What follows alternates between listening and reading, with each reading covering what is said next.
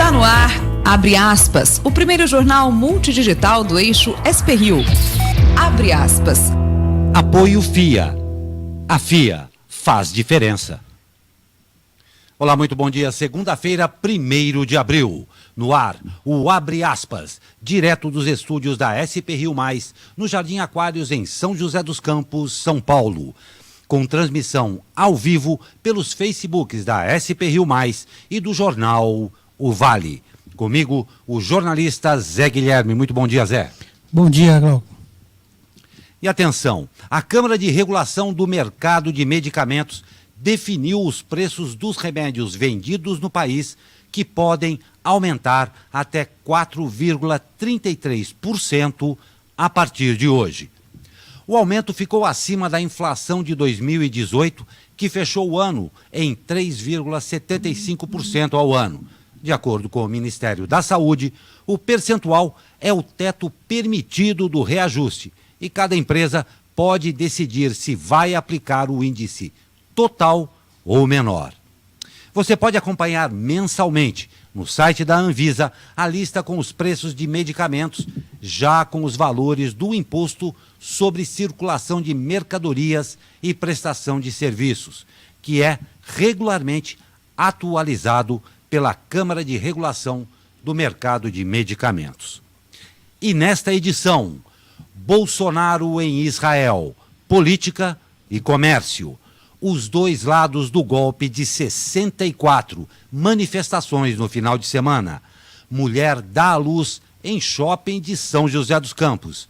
E uma entrevista com o publicitário Mário Celso Stefano do Prado a respeito de superação. É logo após o comercial.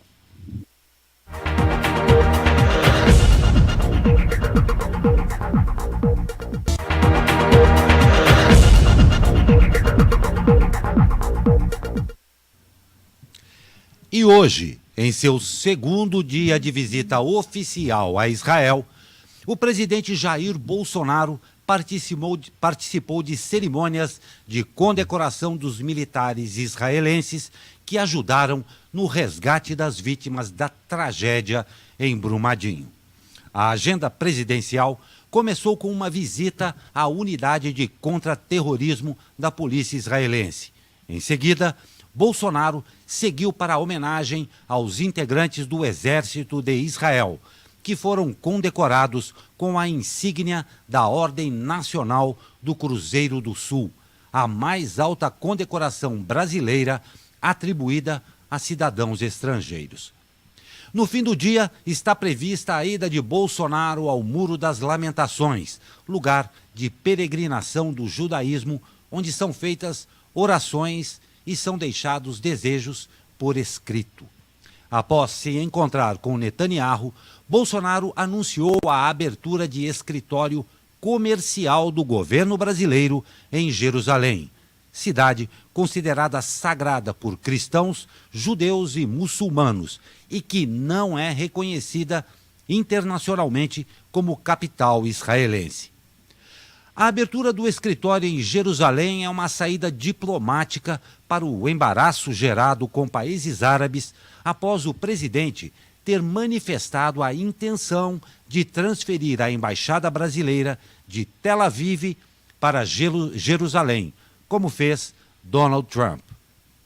Apesar do recuo parcial, a medida foi condenada com veemência pelos palestinos e o Ministério das Relações Exteriores da Autoridade Palestina chamou de volta o embaixador no Brasil para consultas e para estudar uma resposta à medida. Em comunicado, o Ministério Palestino classificou a decisão brasileira de flagrante violação de legitimidade internacional e suas resoluções e uma agressão direta ao nosso povo e seus direitos. A viagem de Bolsonaro a Israel é o quarto compromisso oficial de Bolsonaro no exterior desde que assumiu a presidência. Antes de ir ao Oriente Médio, ele já viajou para a Suíça, Estados Unidos e o Chile. O comentário do jornalista Zé Guilherme. Eis a questão. A visita de Bolsonaro a Israel. Eu recomendo a leitura da análise que faz o jornalista Igor Gello na Folha de São Paulo desta segunda-feira. Ele diz que o presidente Bolsonaro criou uma jabuticaba diplomática para agradar a Israel e a evangélicos. O que seria essa jabuticaba? O tal do escritório comercial do Brasil em Jerusalém, já que a tão propalada criação da embaixada não vai acontecer, pelo menos por hora, como queria Donald Trump. Criou-se então o escritório, um afago desajeitado, menos a Trump e mais ao primeiro-ministro Benjamin Netanyahu. E também um sinal para o mundo árabe. Um sinal assim, vejam bem, não é uma embaixada, podem continuar comprando nossos frangos. Como lembra o analista da Folha, o escritório é alvo de chacota entre diplomatas. O Brasil tem a sua embaixada em Tel Aviv, a 65 quilômetros do centro de Jerusalém. Um escritório em Jerusalém serve, sim, para animar as igrejas neopentecostais e suas verdades bíblicas. Outro ponto, Bolsonaro vai condecorar, já condecorou, a equipe de resgate israelense que participou das operações em Brumadinho.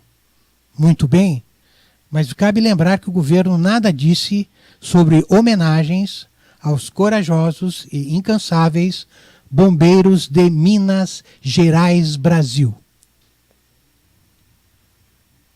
E ontem as comemorações alusivas ao 31 de março de 64, quando foi instituído o governo militar no Brasil, foi marcado por diversas manifestações contra e a favor nas ruas de várias cidades do país.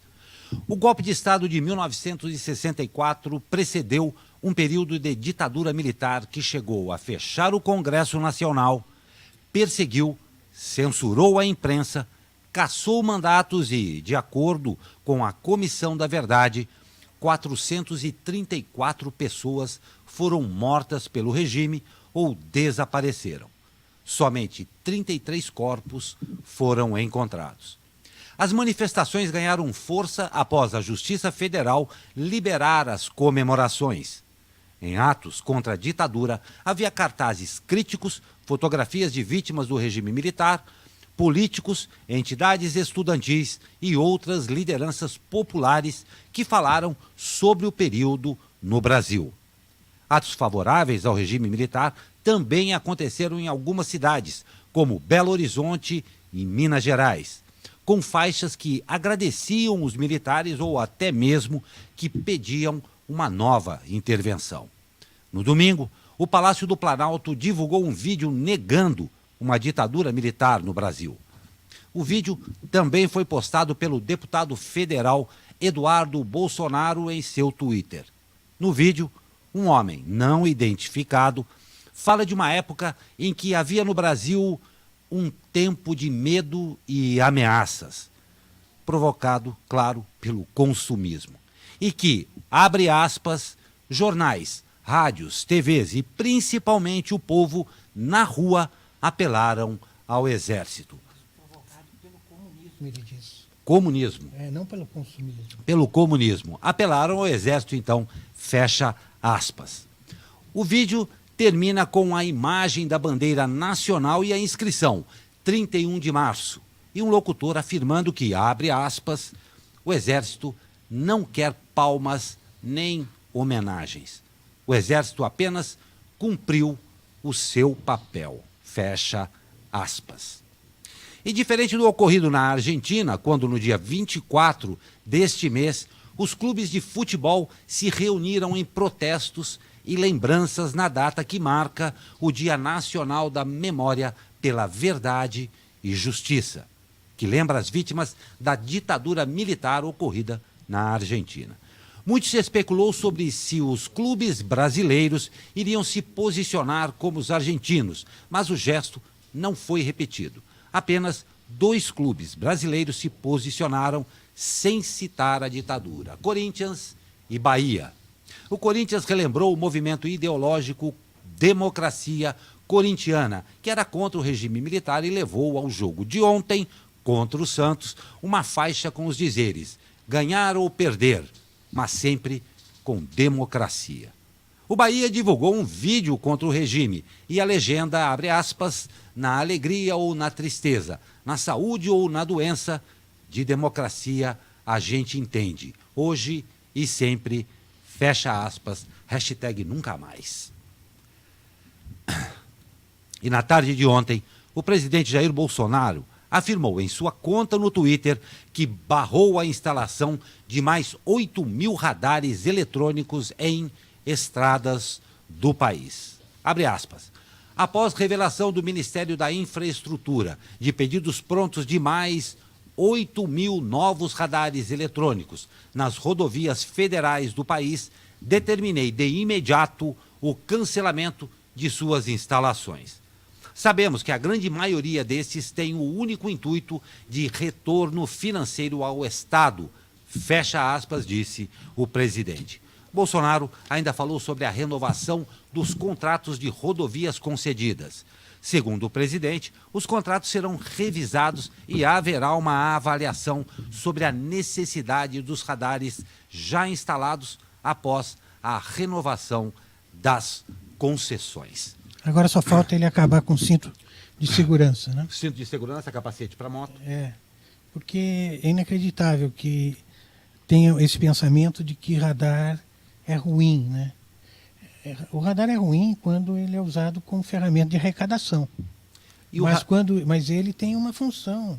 E se o número de acidentes diminuiu, muito se deve ao uso de radar. Infelizmente é assim. Infelizmente é assim mesmo. E o governo de São Paulo anuncia fechamento de polos do projeto Guri. Alunos protestam. A Secretaria de Cultura de São Paulo informou neste fim de semana que vai fechar unidades do projeto Guri devido à falta de verba. Em todo o estado, o projeto Guri tem 600 polos que oferecem aulas de música, artes e outras atividades para 50.000 crianças e adolescentes. Ao longo desta semana, funcionários das unidades das regiões de Campinas, Presidente Prudente, Itapetininga, São Carlos e Araraquara receberam aviso prévio de que encerrarão suas atividades. A Secretaria da Cultura disse que vai reduzir as vagas por causa do corte de 150 milhões de reais no orçamento. O secretário Sérgio Sá Leitão disse que, abre aspas, quando houver a recuperação fiscal do Estado, e estamos apostando nisso, o projeto voltará a funcionar integralmente, fecha aspas. Nas redes sociais, os alunos iniciaram uma campanha pela volta do projeto e fizeram uma petição ao governo. Eles dizem que o Guri não é gasto, mas sim investimento. O governador João Dória irá fazer um pronunciamento oficial sobre o caso hoje às 14 horas no Palácio dos Bandeirantes. Olha que chato isso daqui, uma notícia ruim. Ônibus pega fogo e deixa pelo menos 20 mortos em Lima. O acidente ocorreu neste domingo por volta das 22 horas de Brasília. Na capital peruana e, segundo as autoridades, aconteceu de forma repentina. De acordo com as informações da Polícia Nacional Peruana, 20 pessoas morreram e outras 8 ficaram feridas. O incêndio aconteceu em um coletivo da empresa Sagibus, que estava na estação rodoviária e se preparava para cobrir a rota entre Lima e Chiclayo. Quando estava próximo de deixar o local, o ônibus começou a pegar fogo na parte traseira, claro, onde está o motor, e rapidamente as chamas tomaram todo o veículo. Segundo a versão dada por algumas testemunhas a veículos de imprensa local. Os feridos foram transferidos para a clínica Caetano Heredia, que fica perto do local da tragédia. Nós vamos para um rápido comercial e, na sequência, temos uma entrevista especial com o publicitário Mário Celso Stefano do Prado sobre um assunto absolutamente pertinente a todos nós: superação. É logo após o comercial.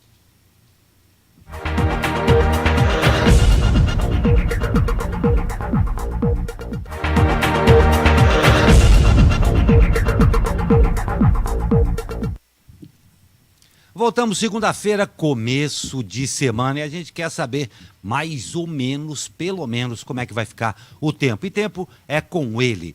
Fala, meu amigo Caio Souza. Fala, Glauco Turzi, muito bom dia. E a segunda-feira está começando nebulosa, com friozinho, né? Mas essas condições não vão perdurar por muito mais tempo, não. Ainda pela manhã, a tendência, né, é de que essa nebulosidade vá diminuindo aos poucos e dando lugar aí ao sol, que vai começar a brilhar, né? Por conta disso, a temperatura máxima prevista na região do Vale do Paraíba é de 28 graus. Na capital paulista ficaremos com 27, 28 também no litoral e 23 na Serra da Mantiqueira. Apesar mesmo, né, dessa nebulosidade, nós não temos previsão de chuva para hoje, não. Caso ela ocorra, ainda pode ser de forma muito fraca, né, e isolada agora pela manhã e principalmente nos trechos de serra. No mais, não temos previsão de chuva. E, né, já que é segunda-feira, vamos dar uma palhinha aí do tempo para o restante da semana. E as notícias são boas em relação à chuva. Nós teremos aí dias de céu com poucas nuvens, né? Sol, apesar da manhã começar mais nebulosa. Nós não temos previsão de chuva, pelo menos até a próxima quinta-feira. Já a partir de sábado, a previsão sim é que entre uma frente fria e ela provoque as primeiras temperaturas baixas aí desse nosso outono. Caio Souza, direto da sala de operações do Tempo Vale, para o jornal Abre Aspas. Muito obrigado, Caio Souza. E atenção para você que precisa aí se deslocar para o litoral. A concessionária Tamoios informou que nas madrugadas agora de terça e quarta-feira, o trecho de serra da rodovia dos Tamoios, do quilômetro 67,5 ao quilômetro 81, estará interditado para implantação de vigas. As interdições têm previsão de ocorrer da 1 às 5 da manhã. Caso as operações sejam finalizadas em período menor do que o previsto, o trecho será liberado antecipadamente. E caso haja necessidade extrema do seu deslocamento aí durante esse período, vocês têm como usar as opções, as rodovias SP-98, a Paulo Rolim Loureiro, famosa Mogi Bertioga, e SP-25, Oswaldo Cruz, a Taubaté, Ubatuba. Em caso de necessidade de passagem de veículos em emergência durante a operação, será colocado em prática um plano de contingência para garantir, claro, o deslocamento. Os usuários da rodovia dos Tamoios podem obter informações atualizadas sobre as condições de tráfego por meio do Twitter, o @Tamoios099, Rádio Web, Estrada do Sol e o site concessionária tamoios.com.br e, claro, pelo app da Tamoios. E como eu chamei aqui antes do break, hoje nós temos o prazer de receber Mário Celso Stefano do Prado, um publicitário aqui de São José dos Campos, que tem uma história muito interessante. Eu tenho o prazer de conhecer Mário Celso há muito tempo, que hoje vai conversar com a gente sobre superação a respeito de, sabendo da sua trajetória, da sua vida, você teve uma vida que foi marcada por extremas dificuldades e que, a partir de um momento, você recuperando a sua audição, partiu para um novo momento.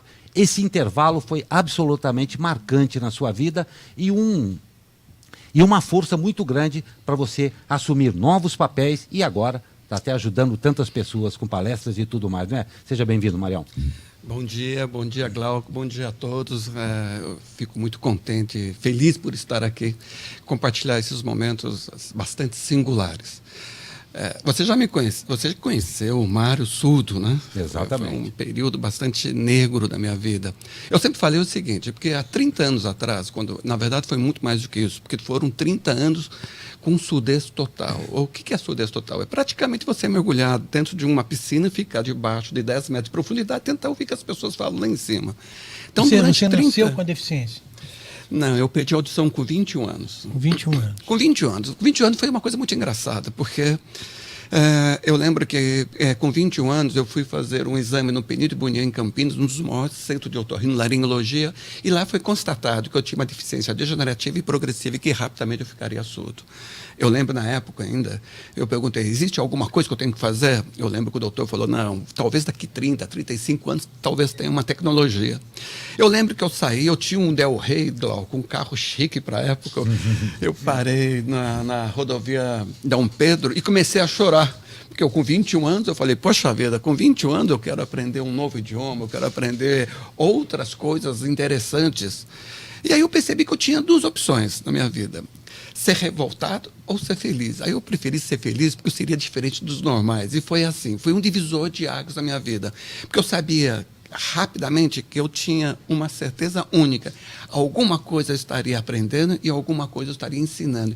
E foi assim, durante 30 anos, essa situação de poder viver um momento praticamente nulo, escuro, sem ouvir simplesmente coisas simples. Por exemplo, o xixi. Eu nunca ouvi o som do xixi. Você tem noção do que é isso? Você tem noção de que você não ouviu o som dos talheres na comida? A gente não tem referência disso. Não tem. Então, foi uma coisa você, muito... né, com 21, você tinha uma experiência grande já, né? Com 21 anos você já sabia tudo que existia de som, né? Pois é. Quando eu recuperei a audição há 6 anos atrás, através do implante coclear, que é esse dispositivo que fica aqui na minha cabeça, que foi constatado que a minha audição, na verdade, ela não perdeu com 21 anos, ela perdeu antes, porque nos exercícios para a recuperação da memória auditiva, porque eu perdi a audição pós-lingual, foi constatado que muitos sons eu não escutava. Exemplo, um dos sons nessa experiência para resgate da memória auditiva foi constatado uma experiência que a fonoterapeuta, que é uma fonoaudióloga com especialidade em implantes cocleares. Ela falou, Mário, que som que é esse? Eu falei, martelo. Ela falou, não, Mário, eu vou retirar todos os sons paralelos e vai ficar o som puro. Que som que é esse? Eu falei, martelo. Ela falou, não, Mário, cachorro latino. Ou seja, eu não tinha noção do que era o som de um cachorro. Hoje, alguns sons, para mim, são sons mágicos, como, por exemplo, uma revoada de uns pássaros. Porque dentro dessas experiências de resgatar a memória auditiva, foi colocado um outro som que ela me perguntou, que som que é esse? Eu falei, ruído. Ela falou, não, Mário, não é ruído. Eu vou colocar variações desses sons. E colocou 10 variações desse som. E aí foi constatado que eu nunca ouvi o som de pássaro. O som agudo dos pássaros, eu nunca ouvi. Tanto que aqui, ou como eu falo, hoje o som simples de um pássaro é um som mágico para mim. Viver com surdez é muito triste, porque você perde a referência da vida. A vida se movimenta pelo som. E foi assim que eu comecei a mudar todo um conceito de viver, de querer ser diferente, sabendo que sou diferente, especial, porque Deus me deu isso numa relação de dom, não de sofrimento, mas de poder aprender algo diferente e ensinar algo diferente. Agora, tente imaginar como publicitário sendo surdo. Exatamente. Essa transição é muito interessante, porque, como você disse, eu já o conheço há bastante tempo, e você é um comunicador, você trabalha com comunicação, você trabalha com campanhas que exploram todo o universo de imagens, de sons e tudo mais. Dentro dessa sua aprendizagem nova, no maravilhoso mundo dos sons, como é que isso influenciou de forma decisiva aí, porque foi decisivo, hoje você atende grandes contas e tudo mais, mas como foi essa transição?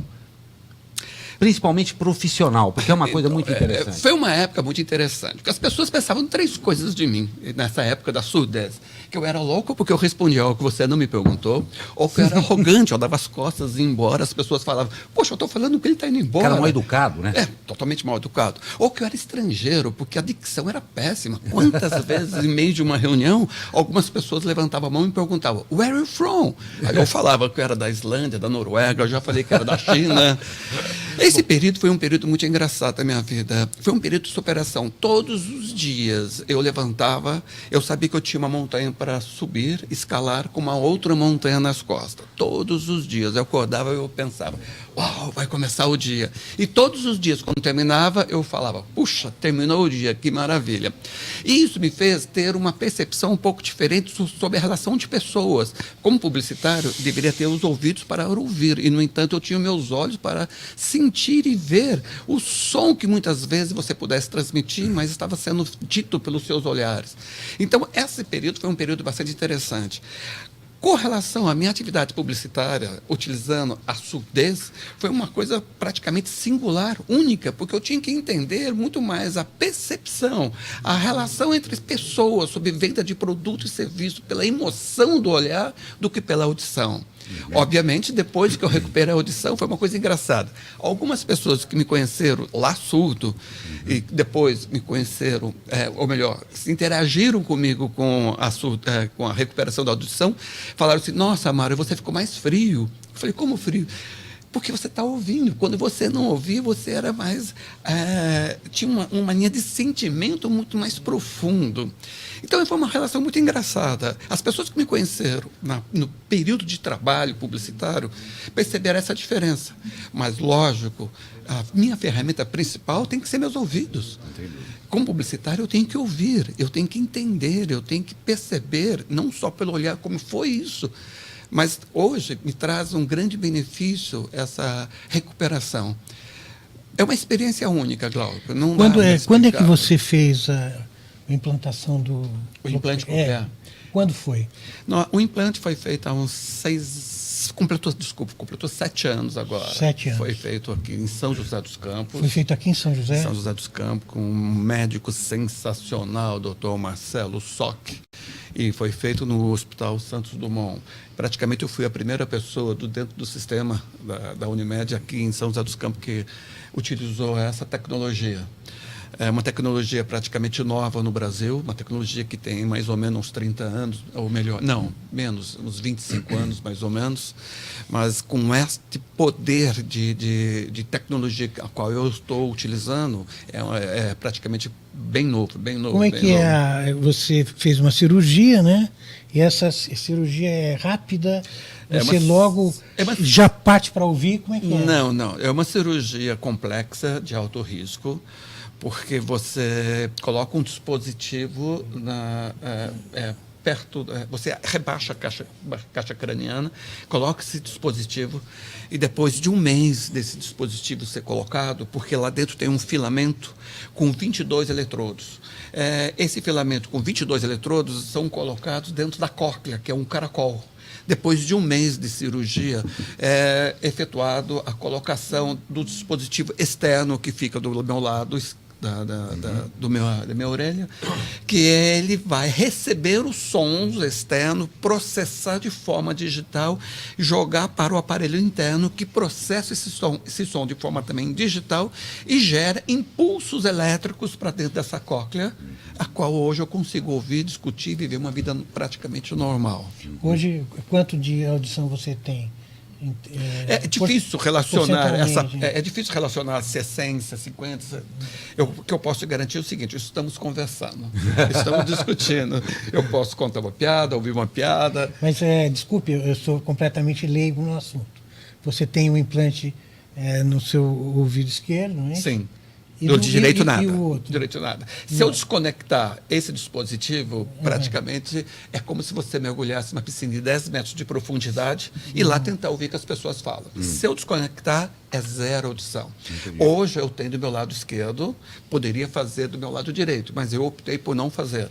Já estou bem, assim. Esse implante, ele exige uma manutenção ou não? Sim. Anualmente você precisa fazer um check-up, porque é um dispositivo eletrônico que gera impulsos elétricos dentro do dispositivo interno. Então, anualmente você precisa fazer um check-up para que todo o processo ele possa estar realmente dentro das condições naturais. Porque você enfrenta vários intempéries na vida, você vai várias intempéries do seu dia a dia. Então, é um produto eletrônico. No seu tempo de da deficiência auditiva, você chegou a estudar os sinais?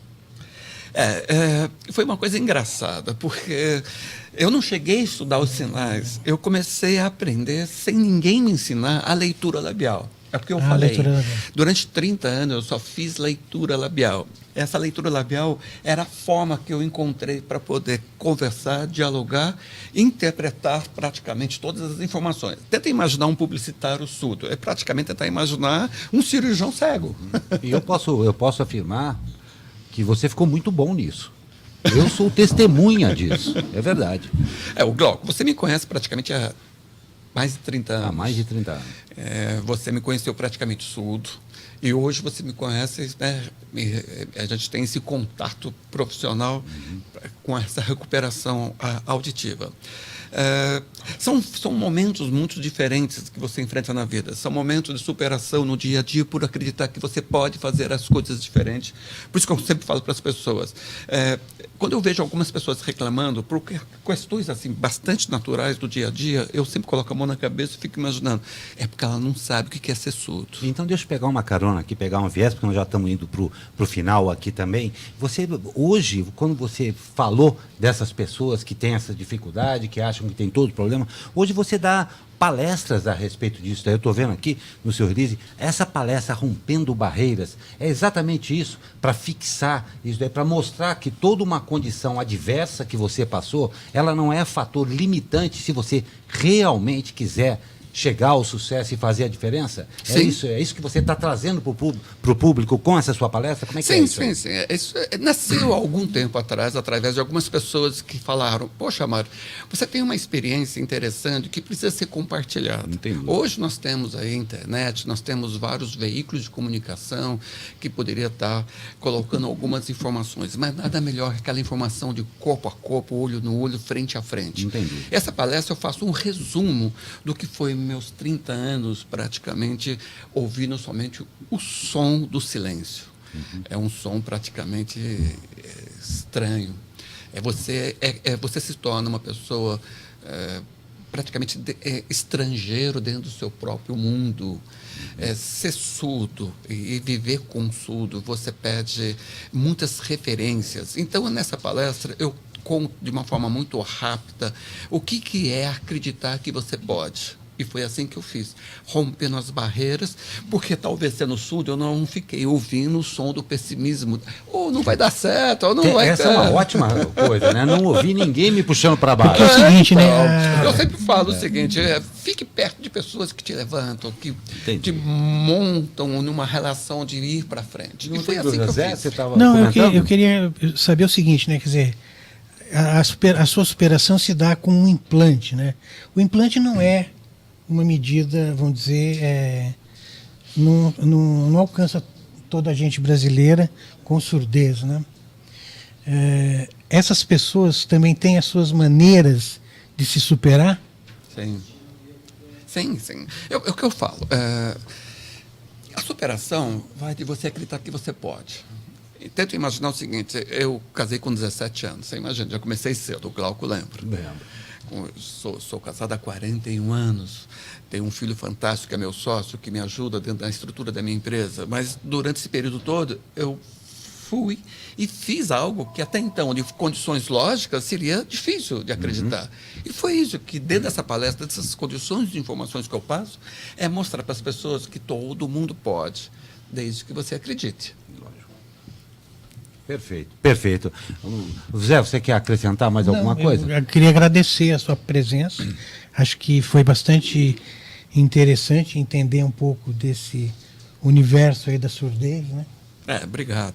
Eu que agradeço a oportunidade de poder compartilhar momentos singulares. Eu sempre falo, esses momentos são momentos únicos, momentos onde você compartilha energia, compartilha vontade, compartilha conhecimento e compartilha coisas boas para as pessoas boas. Então, eu estou aqui à disposição. Fico muito feliz por revê-lo, Glauco, sensacional. Sempre um prazer. Sempre muito bom. Eu agradeço também, em nome da SP Rio+, esse espaço ao vivo, aberto a vocês e sempre trazendo esses exemplos máximos que acontecem de integridade, de superação e tudo mais. E hoje tivemos o prazer de receber o publicitário Mário Celso Stefano do Prado, esse meu grande amigo que ouve muito e às vezes muito além do que é compreendido, tanto é que trabalha no ramo de publicidade. Mário, sempre um prazer e aqui considero sempre uma plataforma aberta para você trazer essas boas notícias sempre. Muito obrigado, meu amigo. Eu que agradeço. Felicidade, um bom dia, um excelente dia para todos. Obrigado. A todos nós. Nós vamos para um rápido comercial e voltamos com mais notícias.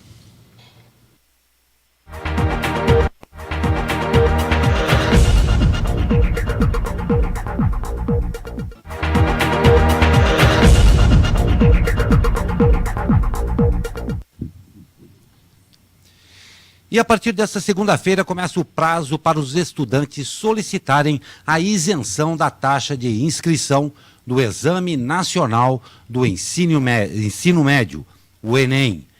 Este ano a taxa é de R$ 85,00. Quem pode fazer o pedido?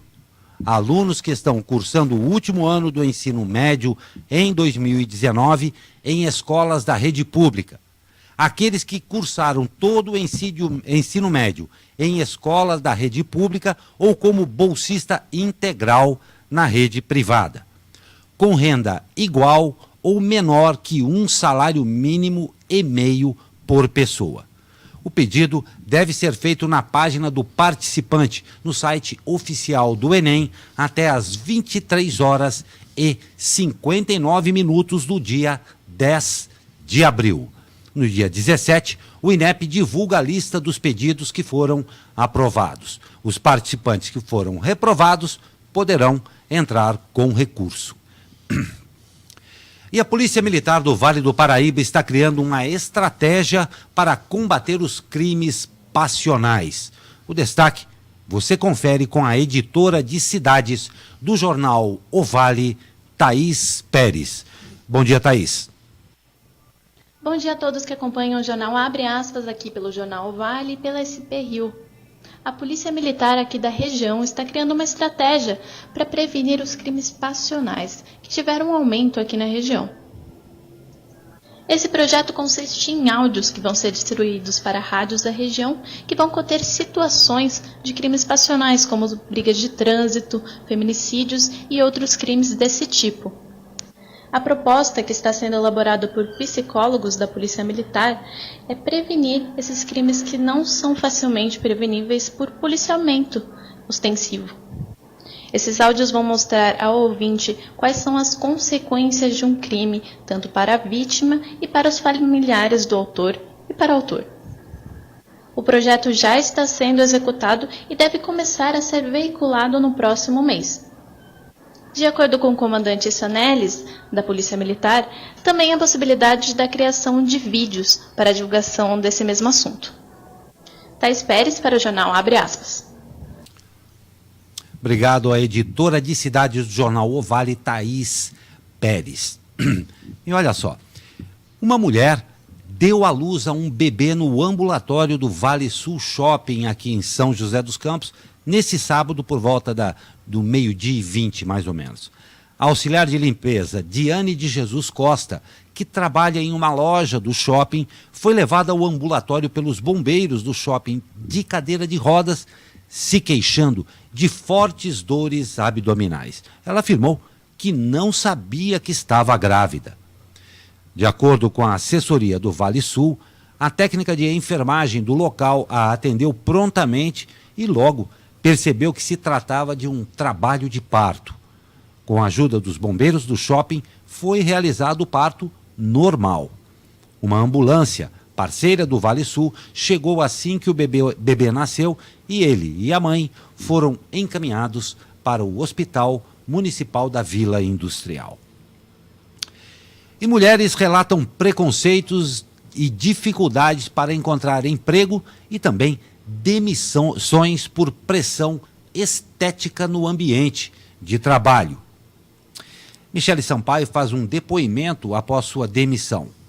Confira o Vale Doc desta semana.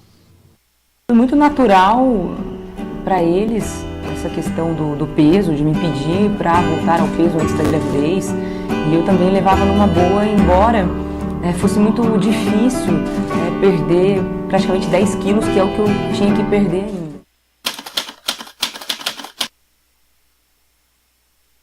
Mas assim, foram 16 anos de trabalho, passei por todas as áreas praticamente, né?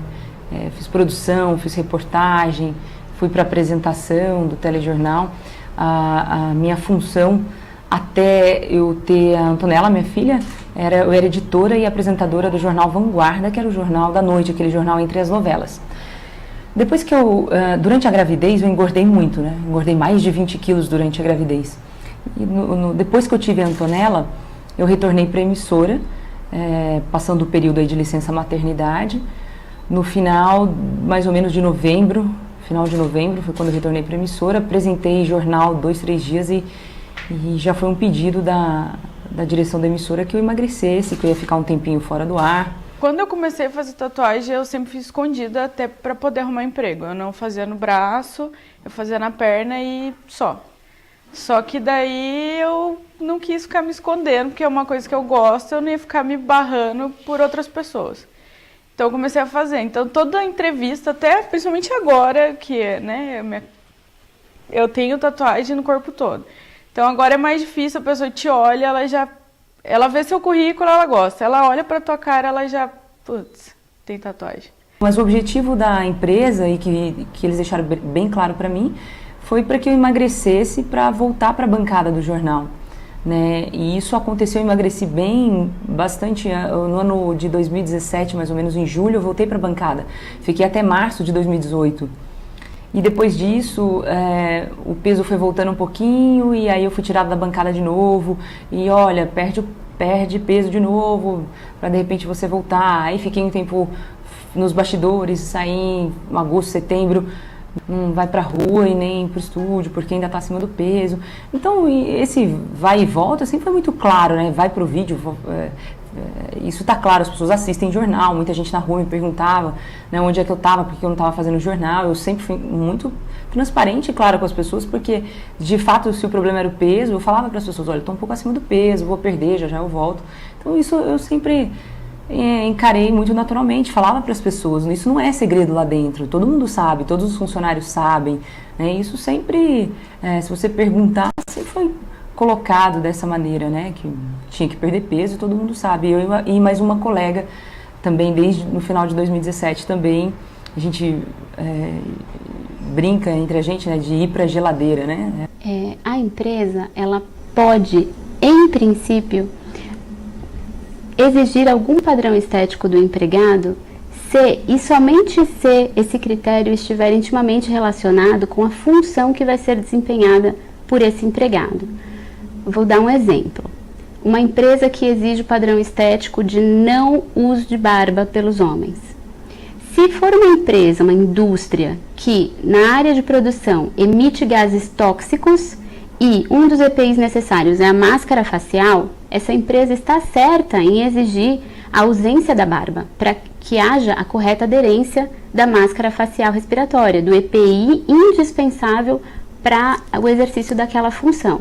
Porque a barba, ela vai impedir que a máscara se ajuste corretamente ao rosto e, portanto, o empregado inalaria aqueles gases tóxicos. Nesse caso, é uma exigência de padrão estético, mas, no entanto, não é discriminação, porque há uma correlação lógica entre o que está sendo exigido e a atividade exercida pelo empregado. O que não pode haver é uma exigência de padrão estético que esteja totalmente desvinculado da atividade que vai ser desempenhada pelo empregado. Aí sim passa a ser uma discriminação ilícita. Olha, muito importante essa parceria que existe a SP Rio Mais com o Jornal Vale, que disponibiliza para você vídeos como esse Vale Doc desta semana. Parabéns a toda a equipe do Jornal Vale que fez esse muito importante depoimento e esclarecimento a respeito desses pontos. O Vale Doc desta semana você pode acompanhar, ver na íntegra pelo site do Jornal O Vale. E os mais de 5.000 animais de cerca de 350 espécies que vivem no Aquarrio estão em condição adequada. E o aquário, o maior da América do Sul, possui políticas condizentes com a preservação do meio ambiente. É o que certifica um selo recebido pelo Aquarrio esta semana. O certificado Friend of the Sea, ou Amigo do Mar, foi conferido pela Organização Internacional de mesmo nome, sediada na Itália, que atua pressionando para que empresas pesqueiras e outras instituições tenham práticas sustentáveis em relação aos oceanos. O Aquarrio é o primeiro aquário do mundo a receber a certificação. E uma tartaruga foi resgatada com ferimentos no casco na manhã de ontem na praia da Tabatinga, em Caraguatatuba.